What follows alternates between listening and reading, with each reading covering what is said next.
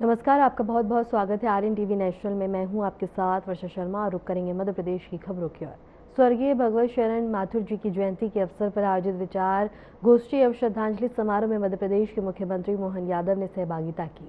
इस अवसर पर कार्यक्रम में स्वर्गीय भगवत शरण माथुर के व्यक्तिगत और उनके योगदान को याद किया गया। विचार गोष्ठी में वक्ताओं ने उनके जीवन से जुड़े प्रेरक प्रसंग साझा किए और समाज सेवा के क्षेत्र में उनके कार्यों को सराहा। मुख्यमंत्री ने इस अवसर पर श्रद्धांजलि अर्पित करते हुए कहा कि ऐसे आयोजन नई पीढ़ी को प्रेरणा देने का कार्य करते हैं और समाज में सकारात्मक सोच को मजबूत करते हैं।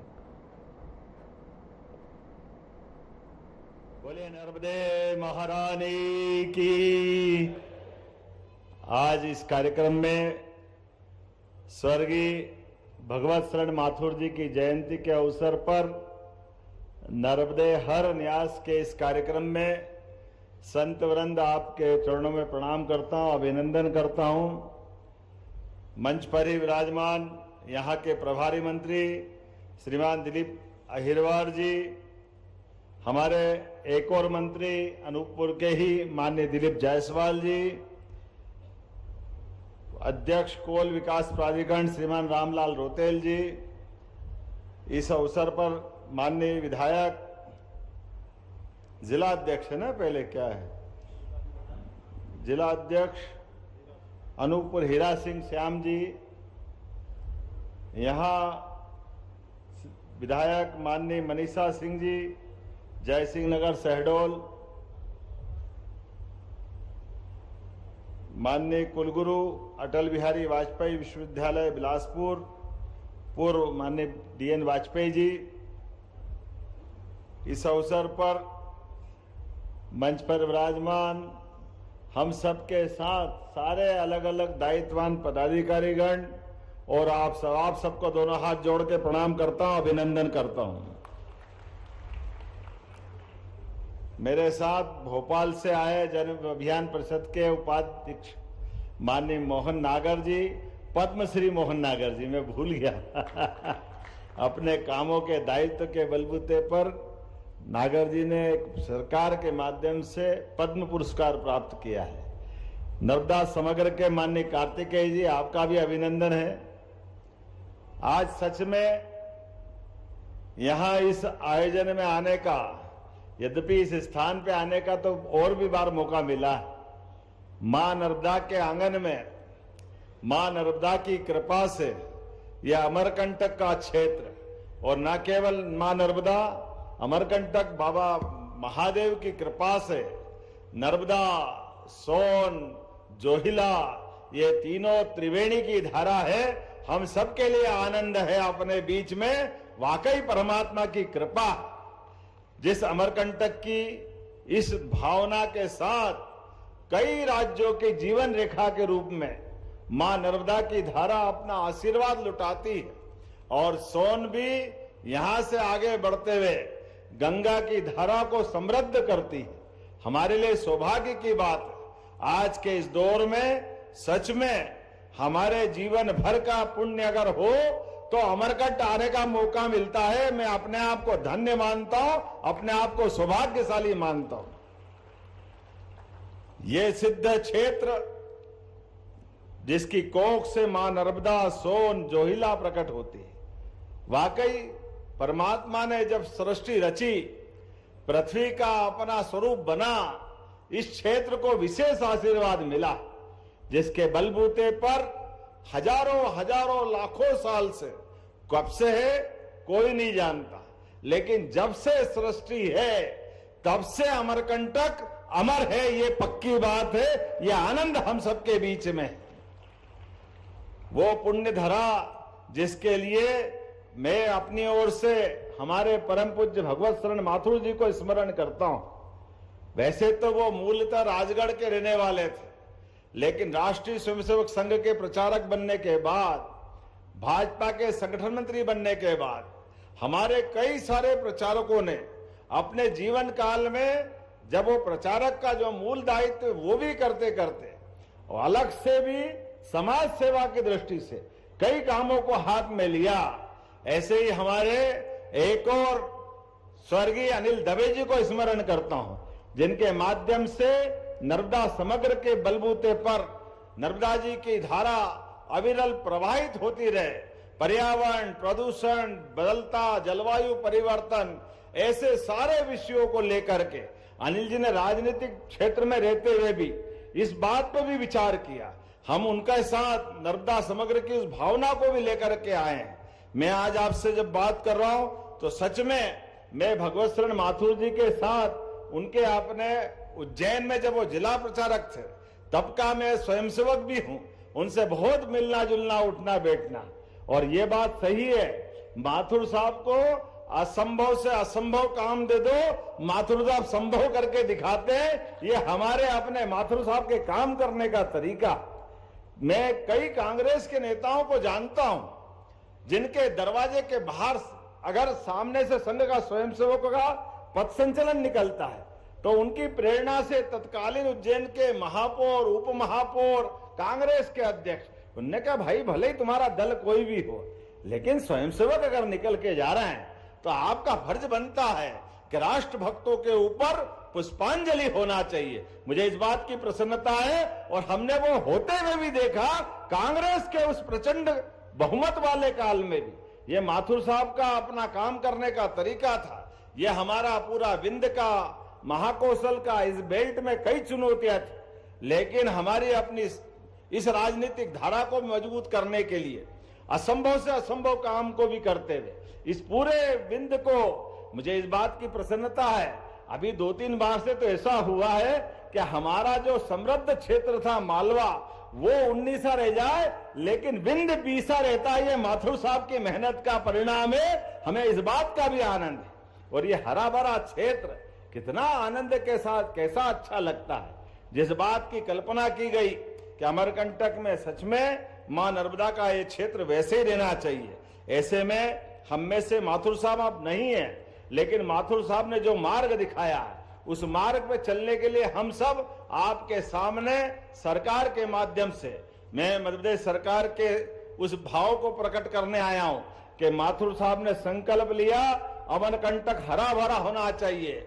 मां नर्मदा की धारा अविरल होना चाहिए, इसके दोनों किनारों पर सघन वृक्षारोपण होना चाहिए, तमाम प्रकार के अतिक्रमण या दूसरे प्रकार की कठिनाइयों से बचा करके मां नर्मदा का आशीर्वाद युगों युगों तक मिलता रहे, ये संकल्प करने के लिए हम सब आए हैं। इसी माध्यम से आगे बढ़ते हुए मां के आशीर्वाद के साथ आज जब मैं आपसे बात कर रहा हूं तो हम सब फिर उम्मीद करेंगे विकास के इस मामले में जब आगे बढ़ रहे हैं तो सच में हमारा राष्ट्रीय स्वयंसेवक संघ का ये शताब्दी वर्ष भी चल रहा है।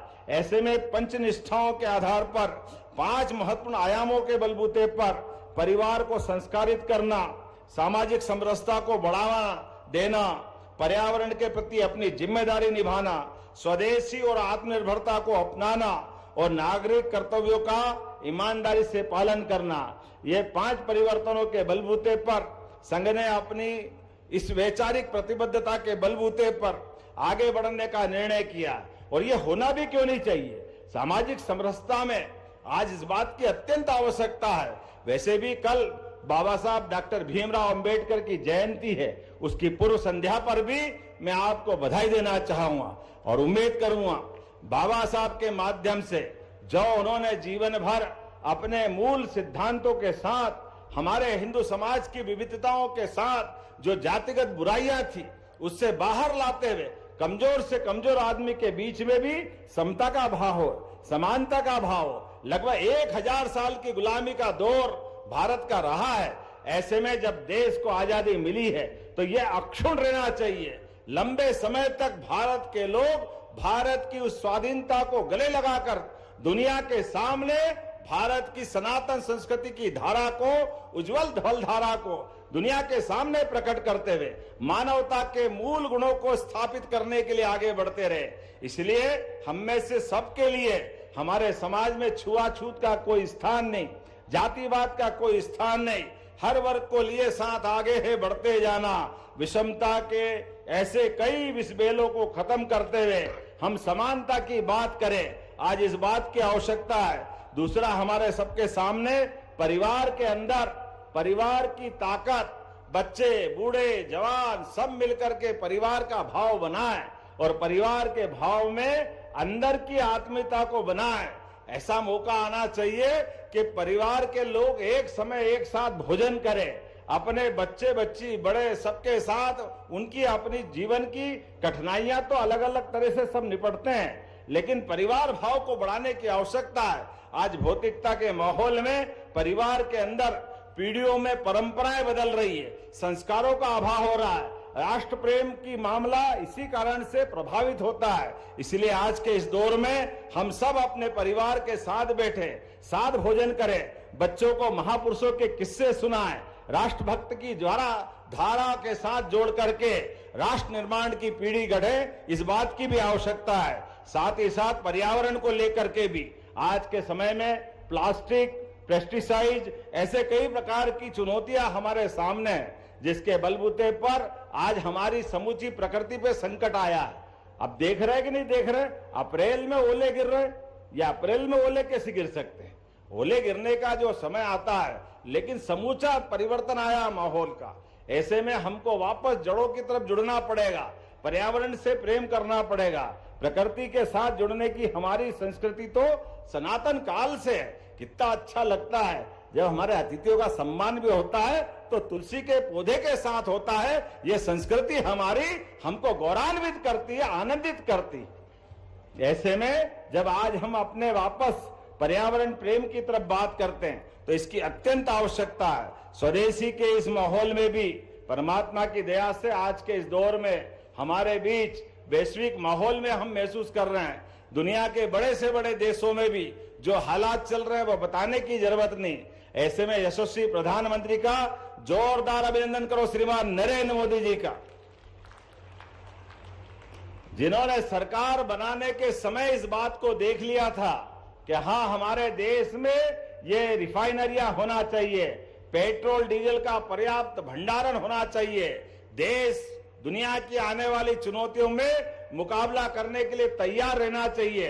इसलिए सब तरह से देश को महफूज रखते हुए, ताकतवर रूप से समाज को संगठित करते हुए, सेना को सशक्त करते हुए मोदी जी ने देश को समय के पहले सावधान किया। इसलिए आज पूरे दुनिया के अंदर उथल पुथल है, लेकिन हमारा देश ताकत के साथ खड़ा है। ये हमें अपने मोदी जी की सरकार पे गर्व है, अपने उस विश्वास की विजय है जिसके बलबूते पर। अनूपपुर में मध्य प्रदेश के मुख्यमंत्री मोहन यादव ने नर्मदा मंदिर में पहुंचकर पूजा अर्चना की और प्रदेश की खुशहाली की कामना की। दर्शन के बाद मुख्यमंत्री मोहन यादव ने कहा कि वे यहां मां नर्मदा के दर्शन के लिए आए हैं। उन्होंने कहा कि पर्यावरण, प्रदूषण और अन्य कई चुनौतियों से मां नर्मदा को सुरक्षित रखने के लिए सरकार लगातार काम कर रही है।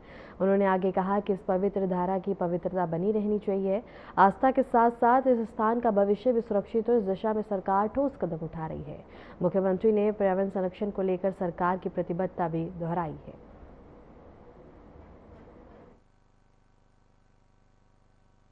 आज अमरकंटक में मां नर्मदा के उद्गम पे मैं यहाँ आया हूँ।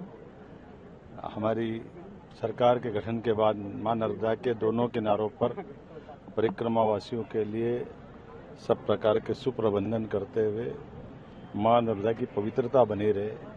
अविरल धारा हजारों हजार साल से बहती आई, इसके दोनों किनारों पर जथा योग्य सरकार की दृष्टि से परिक्रमावासी सहित पर्यावरण, प्रदूषण इत्यादि कई संकटों से कैसे इस वर्तमान की धारा को बचाया जा सके, ऐसे कई विषयों को लेकर हमारी सरकार काम कर रही है।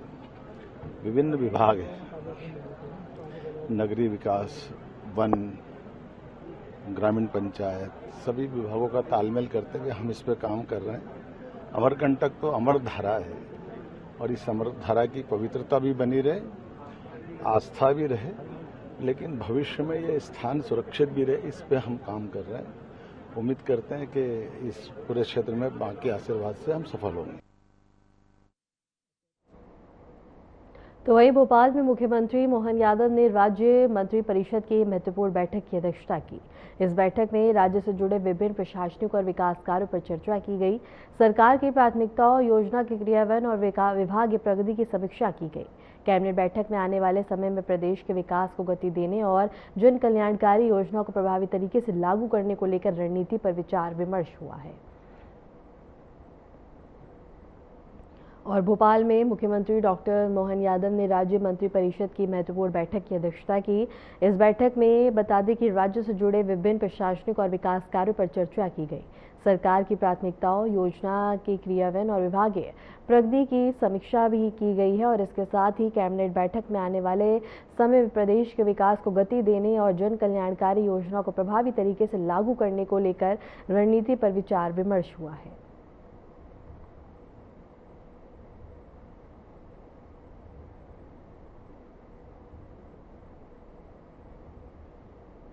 तो वहीं भोपाल में आयोजित राज्य मंत्री परिषद की बैठक के बाद लोक स्वास्थ्य चिकित्सा शिक्षा राज्य मंत्री नरेंद्र शिवाजी पटेल ने कैबिनेट में लिए गए महत्वपूर्ण निर्णयों की जानकारी मीडिया को दी है। मंत्री ने बताया कि बैठक में राज्य के स्वास्थ्य, शिक्षा और विकास से जुड़े कई अहम प्रस्तावों पर चर्चा की गई और आवश्यक निर्णय लिए गए हैं। उन्होंने कहा कि सरकार का उद्देश्य जनहितकारी योजनाओं को तेजी से लागू करना और स्वास्थ्य सेवाओं को और भी अधिक मजबूत बनाना है। कैबिनेट बैठक में लिए गए निर्णयों का प्रभाव सीधे जनता तक पहुंचेगा और इससे प्रदेश के विकास कार्यों को नई गति मिलेगी। यशस्वी मुख्यमंत्री डॉक्टर मोहन यादव जी भी उस कार्यक्रम में सम्मिलित रहे थे। इस महोत्सव में उन्नत बीज, सिंचाई तकनीक, कृषि यंत्र, प्राकृतिक खेती, कम्युनिटी इंटीग्रेटेड फार्मिंग, कृषि एवं बागवानी से संबंधित कई नई तकनीकों का समावेश किया गया और जानकारी दी गई। 350 से अधिक स्टॉल लगाए गए। अनेक विषयों पर वहां पर सत्र आयोजित किए गए। कृषि वैज्ञानिक, विषय विशेषज्ञ, एफपीओ तथा प्रदेश से अनेक स्थानों से किसान बंधुओं ने भाग लिया। मध्य प्रदेश में भी हमारे यशस्वी मुख्यमंत्री जी ने 2026 को कृषि कल्याण वर्ष के रूप में घोषित किया है। निश्चित रूप से उस दिशा में ये कार्यक्रम भी बहुत सहायक सिद्ध हुआ है। साथ में जिस तरह से मध्य प्रदेश में भारतीय जनता पार्टी की सरकार जब से आई है, लगातार सिंचाई के रकबे में वृद्धि हो रही है। जब कांग्रेस थी तब केवल 7.5 लाख हेक्टेयर क्षेत्र में सिंचाई होती थी और लगातार उसमें वृद्धि हुई है। 50 लाख हेक्टेयर के लगभग हमारे पूर्व की सरकार ने कर दिया था और जब से डॉक्टर मोहन यादव जी ने कार्यभार संभाला है तब से लगातार नई नई सिंचाई परियोजनाएं बनाई जा रही हैं। आज भी मंत्रिमंडल ने मिडवासा मध्यम सिंचाई परियोजना सागर जिले के लिए 286 करोड़ रुपए की योजना स्वीकृत की है, जिसमें लगभग 7,200 हेक्टेयर क्षेत्र में सिंचाई का रकबा सागर जिले में वृद्धि होगी और इससे 3 विधानसभाओं को जो निवासरत हमारे किसान बंधु हैं वो लाभान्वित होंगे। कृषि कल्याण वर्ष के तारतम्य में ही जबलपुर में कृषि मंथन कार्यशाला का आयोजन 8 अप्रैल को किया गया था। 2026 समृद्ध किसान समृद्ध मध्य प्रदेश की थीम पर ये हमारे जो कार्यक्रम आयोजित किए जा रहे हैं उसमें कृषि मंथन कार्यशाला का भी बहुत कह सकते हैं कि लाभकारी एक चिंतन मनन हुआ, जिससे हम अपने किसानों को उनके व्यवसाय को लाभकारी कैसे बना सकते हैं इसकी दिशा में चिंतन मनन हुआ और खेत से कारखानों तक उत्पादकों की पहुंच सुगम बने, कम पानी में उत्पादन बढ़े, आर्टिफिशियल इंटेलिजेंस का उपयोग भी कृषि में हो। इस तरह के विषयों पर इस कृषि मंथन में विचार विमर्श हुआ है। मध्य प्रदेश के मंत्रिमंडल ने डॉक्टर मोहन यादव जी के नेतृत्व में हमारे देश के यशस्वी प्रधानमंत्री नरेंद्र मोदी जी का एक विषय के लिए और आभार व्यक्त किया है कि माननीय प्रधानमंत्री जी ने अन्नदाताओं के खाद्य पर सब्सिडी को NBS अर्थात न्यूट्रिएंट बेस्ड सब्सिडी को स्वीकृति दे दी है, जो खरीफ के सीजन से प्रारंभ हो जाएगी। फास्फेट, पोटेशियम उर्वरकों को अब न्यूट्रिएंट बेस्ड सब्सिडी मिलेगी। इसमें 41,533 करोड़ से अधिक की बजटीय स्वीकृति केंद्रीय मंत्रिमंडल ने आदरणीय प्रधानमंत्री नरेंद्र मोदी जी के नेतृत्व में दी है। जो कि पिछले विगत वर्ष से 4,317 करोड़ रुपए अधिक है। इसके लिए भी मध्य प्रदेश के मंत्रिमंडल ने यशस्वी लोकप्रिय प्रधानमंत्री नरेंद्र मोदी जी का तथा उनकी सरकार का आभार व्यक्त किया है। अंतर्राष्ट्रीय चुनौतियां हैं, हम सबको ज्ञात है कि इस तरह से इस समय युद्ध के हालात विभिन्न स्थानों पर बने हुए हैं। उतनी चुनौतीपूर्ण स्थिति के बाद भी हमारी केंद्र सरकार के दूरदर्शितापूर्ण निर्णयों के कारण अंतर्राष्ट्रीय। उधर भोपाल में मध्य प्रदेश कांग्रेस अध्यक्ष जितेंद्र पटवारी ने राज्य सरकार पर किसानों के हितों को लेकर गंभीर आरोप लगाए। उन्होंने कहा, करीब 20 लाख क्विंटल गेहूं 2,000 रुपए प्रति क्विंटल से भी कम कीमत पर किसानों को मंडी में बेचना पड़ रहा है। पटवारी ने आरोप लगाया कि सरकार ने गेहूं की खरीद प्रक्रिया में देरी की है, जिससे किसानों को नुकसान हो रहा है। उन्होंने आगे कहा कि आज भी कई मंडियों में गेहूं न्यूनतम समर्थन मूल्य 400 से 500 रुपए कम कीमत पर बिक रहा है, जो किसानों के साथ अन्याय है। कांग्रेस सरकार ने तत्काल हस्तक्षेप कर किसानों को उचित मूल्य दिलाने की मांग की है। पत्रकार बंधुओं, मैं विदिशा गया था आज से कुछ दिन पहले किसानों से चर्चा करने के लिए कि आपका गेहूं एमएसपी पे क्यों नहीं खरीदा जा रहा है और आप सस्ते में क्यों बेच रहे हो। लगभग 20 लाख कुंटल गेहूं 2,000 रुपए से नीचे किसानों ने ओपन मंडी में, ओपन मार्केट में, सरकारी मंडियों में बेच दिया। सरकार ने खरीदी देरी से की। आज भी स्थिति ऐसी है कि जब मंडी में अनाज बिक रहा है, वो गेहूं लगभग 2,200, 2,300, 2,000 इस भाव से मिल रहा है। मतलब हर किसान को पर कुंटल का 400-500 रुपए का नुकसान हो रहा है।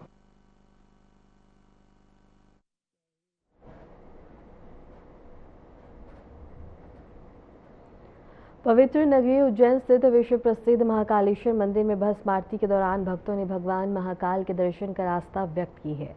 भोर में होने वाली इस विशेष आरती में बड़ी संख्या में श्रद्धालु शामिल हुए और उन्होंने मंदिर परिसर में प्रार्थना की। इसी दौरान प्रसिद्ध अभिनेता बता दें कि सोमन अपनी पत्नी के साथ महाकालेश्वर मंदिर पहुंचे और विधि विधान से दर्शन किए। दोनों ने भगवान महाकाल का आशीर्वाद लिया और मंदिर परिसर में पूजा अर्चना की। मंदिर में भस्म आरती के दौरान वातावरण पूरी तरह से भक्ति और आध्यात्मिक ऊर्जा से भर गया और श्रद्धालुओं ने इस अनुभव को बेहद ही दिव्य बताया है।